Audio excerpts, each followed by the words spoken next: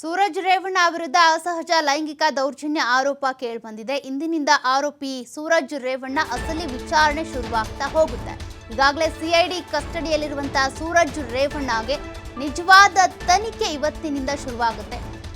ಸೂರಜ್ ರೇವಣ್ಣಗೆ ಇವತ್ತು medical test ಅನ್ನ ಮಾಡಿಸಲಾಗುತ್ತೆ. Bowring ಆಸ್ಪತ್ರೆಯಲ್ಲಿ ವೈದ್ಯಕೀಯ ತಪಾಸಣೆ ಮಾಡಿಸುವಂತ ಸಾಧ್ಯತೆ ಕೂಡ ಇದೆ.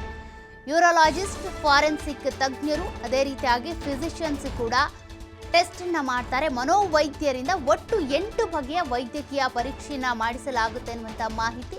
ಹಾಗಾದ್ರೆ ಅಸಹಜ ಲೈಂಗಿಕ ದೌರ್ಜನ್ಯವನ್ನ ಎಸಗಿದ್ದಾರೆ ಎನ್ನುವಂತ ಆರೋಪ ಹೊತ್ತಿರುವಂತ ಸೂರಜ್ ರೇವಣ್ಣಗೆ ಯಾವ ರೀತಿ ವೈದ್ಯಕೀಯ ಪರೀಕ್ಷೆಯನ್ನ ಮಾಡಲಾಗುತ್ತೆ, ಏನೆಲ್ಲ ವಸ್ತುಗಳನ್ನ ಅಥವಾ ಏನೆಲ್ಲ ಮಾದರಿಗಳನ್ನ ಸಂಗ್ರಹಿಸಿ ಪರೀಕ್ಷೆ ಮಾಡ್ತಾರೆ ಅಂತ ನೋಡೋದಾದ್ರೆ, ಸೂರಜ್ ರೇವಣ್ಣಗೆ ಲಿಂಗತ್ವದ ಪರೀಕ್ಷೆಯನ್ನ ಕೂಡ ಮಾಡಲಾಗುತ್ತೆ.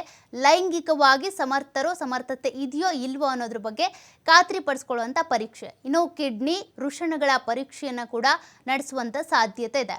ಫಾರೆನ್ಸಿಕ್ ತಜ್ಞರಿಂದ ಬಟ್ಟೆ ಮತ್ತು ಕೆಲವೊಂದು ವಸ್ತುಗಳನ್ನು ಕೂಡ ಪರೀಕ್ಷೆ ಮಾಡುವಂಥ ಸಾಧ್ಯತೆ ಇದೆ.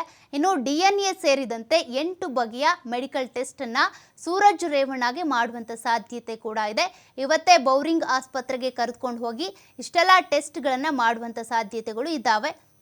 ಸೂರಜ್ ರೇವಣ್ಣ ವಿರುದ್ಧ ಅಸಹಜ ಲೈಂಗಿಕ ದೌರ್ಜನ್ಯ ಆರೋಪ ಕೇಳಿಬಂದಿದೆ. ಈಗಾಗಲೇ ಸೂರಜ್ ರೇವಣ್ಣನನ್ನ ಸಿಐಡಿ ಕಸ್ಟಡಿಯಲ್ಲಿ ಅಧಿಕಾರಿಗಳು ವಿಚಾರಣೆ ಕೂಡ ನಡೆಸ್ತಾ ಇದ್ದಾರೆ.